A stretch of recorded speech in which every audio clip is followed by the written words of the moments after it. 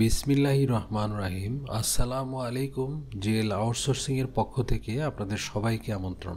তো আজকের ভিডিওতে আমরা আপওয়ার্কে আপনি কিভাবে প্রজেক্ট ক্যাটালগ তৈরি করবেন সেই বিষয়ে আলোচনা করব। তো আজকের প্রজেক্টটি আমি নির্দিষ্ট একটা ক্যাটাগরি নিয়ে আলোচনা করব। যেমন আজকে আমি ডাটা এন্ট্রিতে আপনি কিভাবে আপনি প্রজেক্টগুলো তৈরি করবেন, তৈরি করার আগে কি কি জিনিস আপনি খেয়াল করবেন সেই জিনিসগুলো দেখাবো।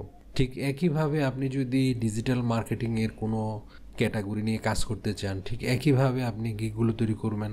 যদি আপনি গ্রাফিক্স ডিজাইন নিয়ে কাজ করেন তাহলে একইভাবে আপনি কাজ করবেন। যদি আপনি ওয়েব ডিজাইন নিয়ে কাজ করেন তাহলে একই সিস্টেমে কাজ করবেন। তো ধরেন আমরা ডাটা এন্ট্রি নিয়ে প্রজেক্ট তৈরি করব, তাহলে আপনি প্রথমে ডাটা এন্ট্রি রিলেটেড যারা কাজ করতেছে তারা কিভাবে প্রজেক্টগুলো দিচ্ছে সেগুলো প্রথম অ্যানালাইসিস করবেন। তো অ্যানালাইসিস করার জন্য প্রথমে আপনি দুইভাবে দেখতে পারেন। প্রথমে এখানে আপনি দেখেন যে যারা কাজ করতেছে ট্যালেন্ট দিয়ে সার্চ করেন, যে ভালো ভালো যারা ফ্রিল্যান্সার কাজ করতেছে তারা কি কি ধরনের গিগ দিচ্ছে, কি কি কাজের গিগ দিচ্ছে, তারপরে কোন ক্যাটাগরিতে আপনার গিগ দিচ্ছে সেগুলো আপনি দেখেন। তাহলে ধরেন আমরা প্রথমে ট্যালেন্ট দিয়ে সার্চ করি। আমরা এখানে লিখলাম ডাটা এন্ট্রি স্পেশালিস্ট। তো দেখেন আমরা ডাটা এন্ট্রি লেখার পরে দেখেন ডাটা এন্ট্রি স্পেশালিস্ট কথাটা আসছে, আমরা এটাতে ক্লিক করলাম। তো দেখেন এখানে ভালো ভালো যারা ফ্রিল্যান্সার আছে তাদের প্রোফাইলগুলো আগে আসছে। তো আপনি এদের প্রোফাইলগুলো প্রথমে দেখবেন যে তারা কি কি ধরনের আসলে প্রজেক্ট তৈরি করছে। ধরেন আমি এই যে ওনার প্রোফাইলটা দেখতেছি, তো দেখেন উনি আপনার 3টা প্রজেক্ট দিছে। একটা দিচ্ছে ডাটা এন্ট্রি, আরেকটা দিচ্ছে ফাইল কনভার্সন, আরেকটা দিচ্ছে লিড জেনারেশন। 3টা আপনার নিয়ে প্রজেক্ট পাবলিশ করছে। তো সাধারণত যারা ডাটা এন্ট্রিতে কাজ করে, তো ডাটা এন্ট্রির মধ্যে এগুলোই সাধারণত কাজ করে। যেমন ডাটা এন্ট্রির মধ্যে আপনার data entry, web scraping, web research, ঠিক আছে, এই সমস্ত কাজগুলো, ফরম্যাটিং, ক্লিন আপ, এই কাজগুলো সাধারণত করে। আর যারা লিড জেনারেশনের কাজ করে থাকে এবং ফাইল কনভার্সনের কাজগুলো আপনার ডাটা এন্ট্রিতে বেশ কাজ পাওয়া যায়। তো উনি দেখেন 3টা নিয়ে কাজ করছে। এরপরে দেখেন আমরা যদি ওনাকে দেখি, উনিও ডাটা এন্ট্রি নিয়ে কাজ করে, উনি পাকিস্তানি। তো আমরা ওনার প্রোফাইলটাতে ক্লিক করলাম। তো দেখেন উনি আপনার 2টা গিগ দিছে, এই যে 2টা গিগ দিছে উনি। তো এইভাবে আপনারা এগুলো একটু রিসার্চ করে নেবেন প্রথম।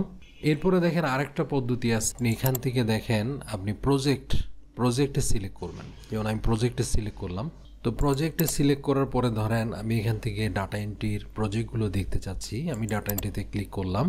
তো দেখেন এখানে যারা ডাটা এন্ট্রি নিয়ে আপনার বিভিন্ন প্রজেক্ট পোস্ট করছে, দেখেন এখানে সব প্রজেক্টগুলো আপনি এখানে পাবেন। তো এখান থেকে অ্যানালাইসিস করেও আপনি ডাটা এন্ট্রি রিলেটেড বিভিন্ন ধরনের গিগ আপনি পাবলিশ করতে পারেন। এরপরে দেখেন আপনি এখানে ক্যাটাগরি আছে, ক্যাটাগরি থেকেও দেখতে পারেন। যেমন ডাটা এন্ট্রিতে এতটা প্রজেক্ট আছে, তারপরে ভার্চুয়াল অ্যাসিস্ট্যান্টে এতটা প্রজেক্ট আছে, ডাটা অ্যানালাইসিস রিপোর্টিংয়ে আছে, তারপরে ফাইল কনভার্সন আছে, অ্যাডমিন কাস্টমার সাপোর্ট আছে, লিড জেনারেশন আছে। তো এগুলোর মধ্যে আপনি এখান থেকে যে ক্যাটাগরিতে কাজ করবেন ওখানে কি কি ধরনের প্রজেক্ট আছে বা তারা কিভাবে আপনার প্রজেক্টগুলো পাবলিশ করতেছে, কি কি শিরোনাম দিচ্ছে, এগুলো আপনি রিসার্চ করে আপনার মতো করে আপনি প্রজেক্টগুলো তৈরি করবেন। এরপরে দেখেন আপনার এই যে প্রজেক্ট ক্যাটালগ, এখানে দেখেন কতগুলো ক্যাটাগরি আছে। যেমন ডিজাইনের মধ্যে বিভিন্ন ক্যাটাগরি আছে। আপনি যদি ডিজাইনে কাজ করতে চান, ডিজাইনে দেখেন বিভিন্ন ক্যাটাগরি আছে। তারপরে ভিডিও অডিও নিয়ে কাজ করতে চান, তারপরে ডেভেলপমেন্ট আইটি নিয়ে কাজ করতে চাইলে, মার্কেটিং যদি করতে চান, তারপরে আপনার রাইটিং, ট্রান্সলেশন, মোরে দেখেন অ্যাডমিন কাস্টমার সাপোর্ট। এই যে অ্যাডমিন কাস্টমার সাপোর্টের মধ্যে বিভিন্ন কিছু আছে। তো এখন আমরা দেখব যে কিভাবে আমরা একটা প্রজেক্ট তৈরি করব। তো প্রজেক্ট তৈরি করার জন্য দেখেন এই যে ফাইন্ড ওয়ার্ক আছে, এখান থেকে দেখেন মাই প্রজেক্ট, এখানে ক্লিক করবেন। তো দেখেন প্রজেক্ট নিয়ে ওরা কিছু কথা লিখছে যে বিল্ড ইট ওয়ান্স, অর্থাৎ একবার তৈরি করেন, আর্ন অ্যাগেন অ্যান্ড অ্যাগেন। অর্থাৎ যে কোনো একটা প্রজেক্ট আপনি একবার তৈরি করেন, সেটা বারবার কি করেন, সেল করেন। তো এরপরে দেখেন এখানে বলছে হাউ টু গেট স্টার্ট, কিভাবে আপনি প্রজেক্ট তৈরি করবেন। প্রথমে আপনি একটা প্রজেক্ট তৈরি করবেন, create a unique project that showcase your expertise. অর্থাৎ আপনি যে প্রজেক্টটা তৈরি করবেন এটা ইউনিক, অর্থাৎ এটা কারো কাছ থেকে প্রজেক্টটা কপি করে আনবেন না, অর্থাৎ আপনার মতো করে লিখবেন, কারো কাছ থেকে কপি টপি করে এখানে আনবেন না। এটা প্রত্যেক ক্ষেত্রে প্রযোজ্য। যদি সরাসরি অন্যের প্রজেক্টটা যদি কপি করে বসাই দেন তাহলে কিন্তু এটা আপনার পাবলিশড হবে না। তারপরে আপনি ক্রিয়েট করার পরে ওরা রিভিউ করবে, রিভিউ করার পরে ওরা যখন অ্যাপ্রুভ দিবে তখন আপনার এটা আপনি ভিজিবল হইলে এটা আপনি সেল করতে পারবেন। এরপরে দেখেন এখানে কিছু ওরা টিপস দিছে যে কিভাবে আপনি পিক দ্য রাইট প্রজেক্ট, কীভাবে আপনি রাইট প্রজেক্টগুলো পিক করবেন, সেট ক্লিয়ার এক্সপেকটেশন, তারপরে ইউজ হাই কোয়ালিটি ভিজুয়াল, এরকম বিভিন্ন আপনার দিছে। এবং যদি পারেন আপনার এই ক্যাটালগুলো বিভিন্ন সোশ্যাল নেটওয়ার্কে আপনি শেয়ার করবেন। তারপরে learn more about project catalogue, আপনি প্রজেক্ট ক্যাটালগ সম্পর্কে ওরা আরও অনেক কিছু বলছে, এগুলো আপনারা পড়ে নেবেন, এগুলো কিন্তু আপনার অনেক কাজে লাগবে। ক্রিয়েট এ প্রজেক্ট, তো এখানে আমরা ক্লিক করতেছি। তো তাহলে দেখেন এখানে আপনার 6টা স্টেপ আছে।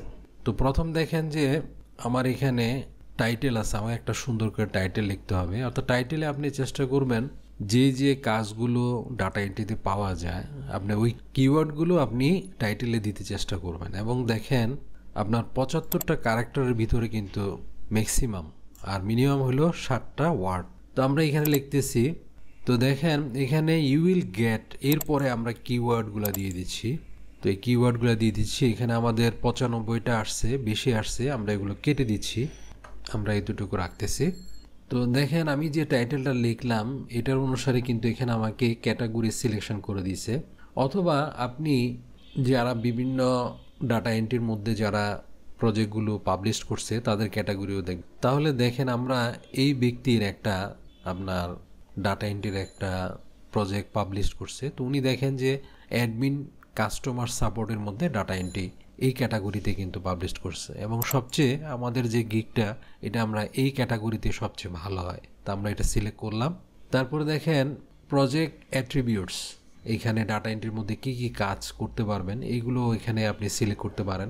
যেমন ধরেন একটা গিগ যে পাবলিশ করছে সেটা নিচে আমরা দেখেন এই যে ওনার গিগটার নিচে দেখেন এই ডাটা এন্ট্রি টাইপ উনি কি কি কাজ পারে এগুলো সিলেক্ট করে দিয়েছে। তারপরে এই ডাটা এন্ট্রি টুলস উনি কি কি টুলস পারে। তো এইভাবে আপনি এই যে টাইপস এবং টুলস এগুলো আপনি সিলেকশন করে দিবেন। তো আমরা এখানে সিলেকশন করতেছি, যেমন আপ টু 6টা আছে এখানে দেখেন, আপনি চাইলে সবগুলোই করতে পারেন। তো আমরা সিলেকশন করতেছি, সিলেকশন করলাম। এরপরে দেখেন এখানে আপনি আপ টু 8টা করতে পারবেন। তো ধরেন আমরা এখানে কি কি, যেমন ওয়ার্ড, এক্সেল, মাইক্রোসফট এক্সেল, তারপরে গুগল ডক, গুগল শিট। তো তাহলে দেখেন আমরা এখানে সবগুলো কি করলাম, সিলেক্ট করে দিলাম। এরপরে দেখেন সার্চ ট্যাগ লিখব। এই ট্যাগগুলো কিন্তু আপনাকে যখন ওদের সার্চে যখন ক্লিক করা হবে তখন কিন্তু আপনার এই ট্যাগগুলো দিয়ে কিন্তু আপনার যে প্রজেক্টগুলো বায়াররা পাবে। যেমন দেখেন এখানে একটা লেখা আসছে পাশে, এখানে যদি ধরেন search tags help clients find your project, add tag that you think client will use when searching for your service, the more specific the better.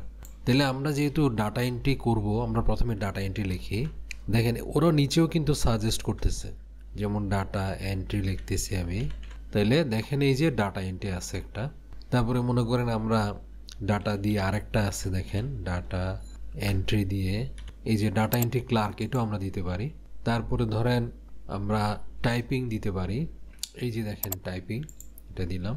তারপরে দেখেন আমাদের টাইটেলে যে কিওয়ার্ডগুলো ব্যবহার করছি, কপি পেস্ট আমাদেরকে 5টা দিতে দিবে। আমরা মনে করেন যে এরপরে ওয়েব রিসার্চটা দিলাম, ওয়েব রিসার্চ।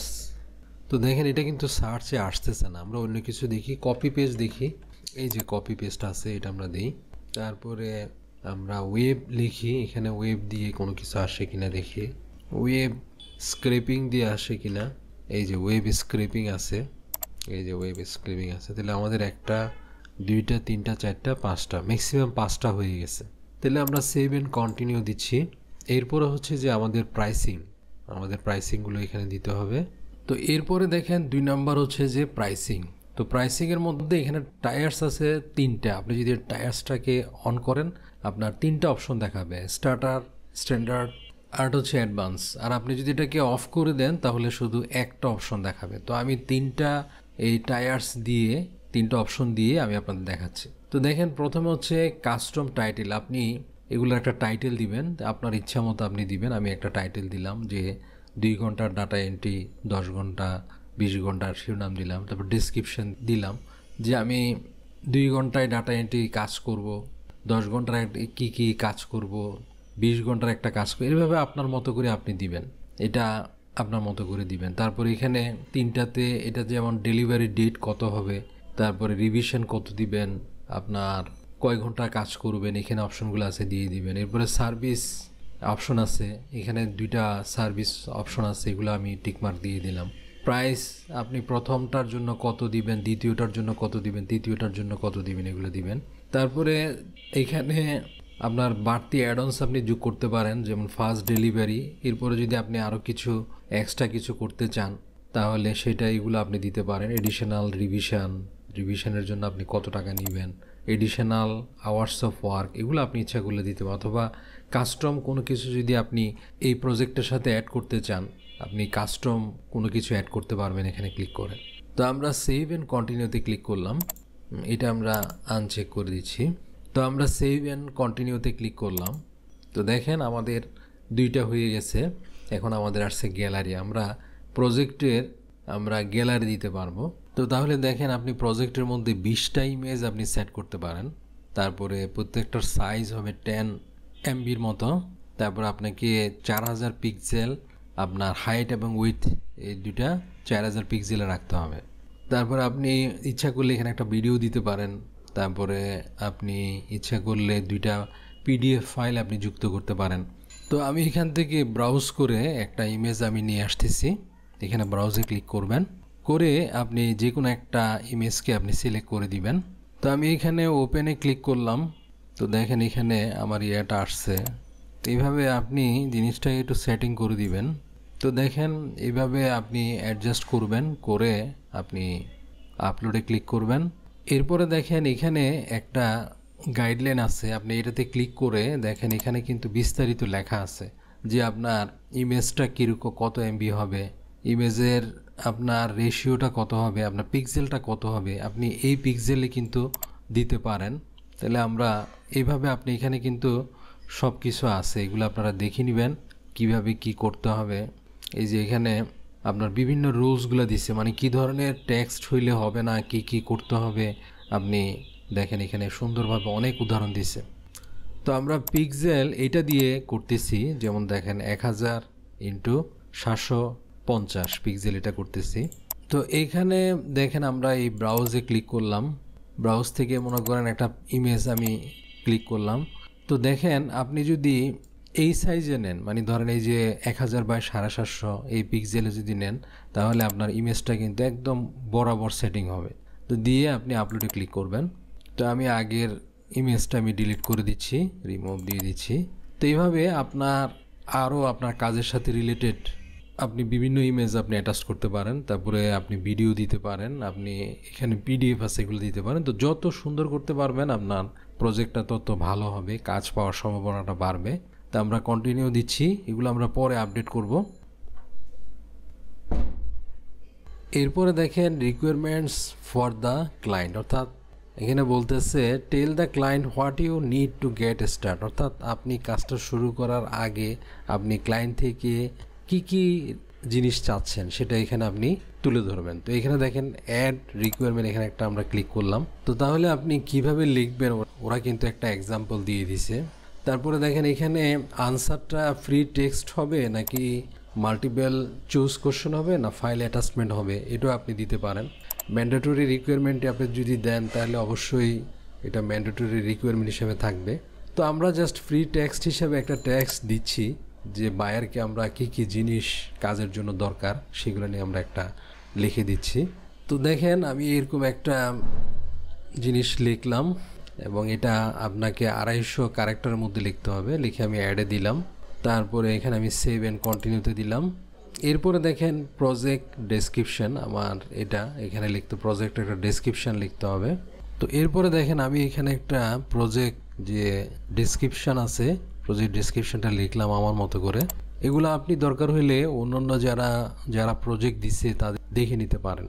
এরপরে দেখেন প্রজেক্ট স্টেপ, কি কি স্টেপে কাজগুলো হবে এটা দেখায় আপনাকে বলতেছে। 1 হচ্ছে client purchase the project and send requirement. 2 নম্বর হচ্ছে you complete the project the step that you add here. অর্থাৎ আপনি চাইলে কিভাবে কাজ করবেন এখানে অ্যাড দিয়ে স্টেপগুলো দিতে পারেন। যেমন এটা দেখার জন্য আপনি বিভিন্ন যারা প্রজেক্ট দিছে দেখবেন যে এখানে তারা স্টেপ দিছে, এই যে 2 নাম্বার, এই যে স্টেপগুলোর নাম লিখছে এবং এগুলোর ডেসক্রিপশন লিখছে, এগুলো আপনি দেখে নিতে পারেন। বিভিন্ন প্রজেক্ট আপনি রিসার্চ করে দেখবেন। তো আমি এখানে একটা অ্যাড দিচ্ছি, এখানে আমি নাম দিচ্ছি, নাম দিয়ে এখানে একটা ডেসক্রিপশন দিয়ে দিচ্ছি। তো আমি এখানে একটা স্টেপ দিলাম, দিয়ে আমি অ্যাড দিয়ে দিলাম। তারপরে দেখেন এখানে ফ্রিকুয়েন্টলি আস্কড কোশ্চেন, এটা আপনি দিতে পারেন, এগুলাতে দিলে আপনার গিগের জন্য ভালো। তো আমি এখানে অ্যাড দিচ্ছি, দিয়ে এখানে কোশ্চেনটা লিখে দিচ্ছি, এখানে আনসারটা আমি লিখে দিচ্ছি। তো ধরেন আমি এখানে একটা প্রশ্ন লিখলাম যে what service do you offer, তারপরে এখানে লিখলাম I offer wide range of data entry service দিয়ে আমার সার্ভিসগুলো দিলাম, দিয়ে আমি অ্যাডে ক্লিক করলাম। তাহলে দেখেন আমার একটা হয়েছে। এইভাবে আমি অ্যাড দিয়ে অনেকগুলো আমি প্রশ্ন অ্যাড করতে পারবো। তো এইভাবে আমি আরও কয়েকটা অ্যাড করতেছি। এরপরে দেখেন আমি এখানে সেভ অ্যান্ড কন্টিনিউতে ক্লিক করলাম। এরপরে দেখেন আসছে যে ম্যাক্সিমাম নাম্বার অফ সিমিলটেনিয়াস প্রজেক্ট, আপনি একসাথে কয়টা প্রজেক্ট করতে পারবেন। তো আপনি যতটা পারবেন সেখানে সংখ্যাটা লিখবেন। তারপরে আপনি এখানে কপিরাইট নোটিশ, এখানে আপনি যে প্রজেক্টে যে জিনিসগুলো দিচ্ছেন এই জিনিসগুলো আপনার কপিরাইট ফ্রি হইতে হবে বা কপিরাইট সম্পর্কিত তার একটা নোটিশ দিচ্ছে, এগুলো আপনারা পড়ে দেখবেন। অর্থাৎ আপনি যে ম্যাটেরিয়ালগুলো এগুলো দিচ্ছেন অন্য কারো কোনো প্রপার্টি আপনি ডাইরেক্ট কপি করে আনি এখানে দিতে পারবেন না, বা আরেকজনের ইমেজ আরেকজনের ডেসক্রিপশান আনি এখানে দিতে পারবেন না। তারপরে এখানে আপনি টার্মস অ্যান্ড সার্ভিস এটাতে চেক করবেন, প্রাইভেসি নোটিশ এগুলোতে টিক মার্ক দিবেন, দিয়ে আপনি সাবমিট ফর রিভিউতে ক্লিক করবেন। তো আমরা সাবমিট ফর রিভিউ এটাতে ক্লিক করতেছি। তো সাধারণত আপনার এগুলো 4 থেকে 5 দিন সময় লাগে। তো আমরা সেন্ড রিভিউতে ক্লিক করতেছি। তো এরকম আসবে যে আপনার প্রজেক্টটা সাবমিট হয়েছে। তারপরে দেখেন এই যে আপনার প্রজেক্ট দেখাচ্ছে, এখন যে প্রজেক্টটা করলাম এটা পেন্ডিং অ্যাপ্রুভালের মধ্যে আছে, তারপর এখানে স্ট্যাটাসে দেখাবে। তো তাহলে দেখেন এই আমার প্রজেক্ট যেটা দিছিলাম এটা প্রায় 9 দিন পরে কিন্তু অ্যাপ্রুভ হয়েছে। তো অ্যাপ্রুভ হওয়ার পর আপনার মেইলে এইভাবে আসবে, মেসেজ আসবে যে আপনার এই প্রজেক্টটা অ্যাপ্রুভ হয়েছে, এইভাবে আসবে।